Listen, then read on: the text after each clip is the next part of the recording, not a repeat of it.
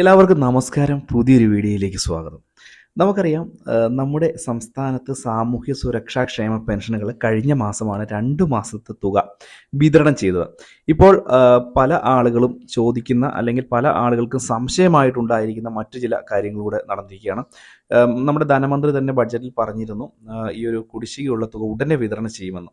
അപ്പോൾ പല ആളുകളും ഈ ഒരു മാസത്തിൽ തന്നെ, അതായത് ഫെബ്രുവരി മാസത്തിൽ തന്നെ തുകയുടെ വിതരണം ഉണ്ടാകുമെന്ന് പറയുന്നുണ്ട്.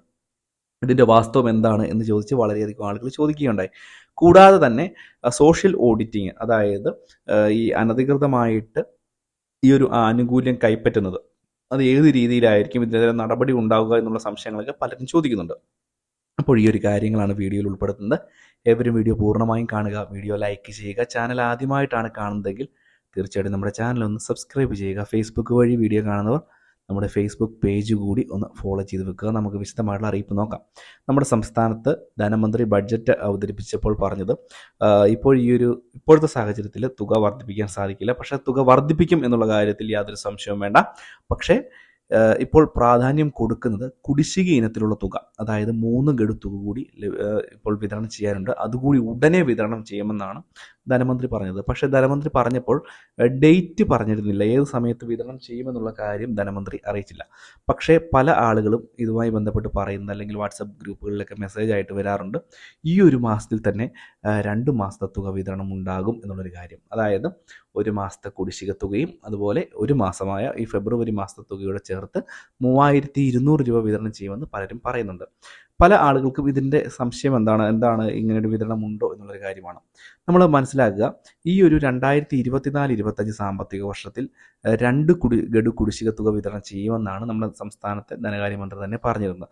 അതിൽ 2 മാസത്തെ തുക വിതരണം ചെയ്ത് കഴിഞ്ഞിരിക്കുകയാണ്.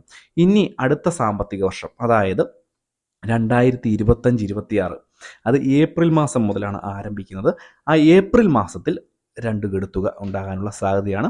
അല്ലാതെ ഈ ഒരു മാസത്തിൽ, ഫെബ്രുവരി മാസത്തിൽ യാതൊരു തരത്തിലും 2 ഗഡു തുക ഉണ്ടാകില്ല എന്നുള്ളൊരു കാര്യം മനസ്സിലാക്കുക. ഇത് സംബന്ധിച്ചുള്ള യാതൊരു നടപടിക്രമങ്ങൾ പോലും ധനവകുപ്പിൻ്റെ ഭാഗത്ത് നിന്ന് ആരംഭിച്ചിട്ട് പോലുമില്ല. ഇതുകൂടെ ഒന്ന് മനസ്സിലാക്കുക. ഇത് കൂടാതെ തന്നെ ഇനി തുക വിതരണം ചെയ്യുമ്പോൾ, നമുക്ക് ഈ ഒരു മാസത്തെ തുക വിതരണം ചെയ്യുമ്പോൾ ഈ മാസം 25-ാം തീയതിക്ക് മുമ്പാകെ തന്നെ നമ്മളുടെ ബാങ്ക് അക്കൗണ്ടുകളിലേക്ക് എത്തിച്ചേരും. കാരണം ഈ മാസം ഫെബ്രുവരി ആയതുകൊണ്ട് ഇതിൽ 28 ദിവസങ്ങൾ മാത്രമേ ഉള്ളൂ.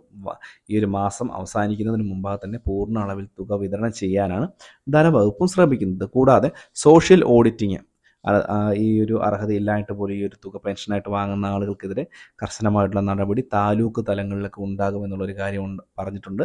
അത് മുൻപ് തന്നെ ധനമന്ത്രിയുടെ ഭാഗത്ത് നിന്ന് അറിയിപ്പ് വന്നിട്ടുള്ളതുമാണ്.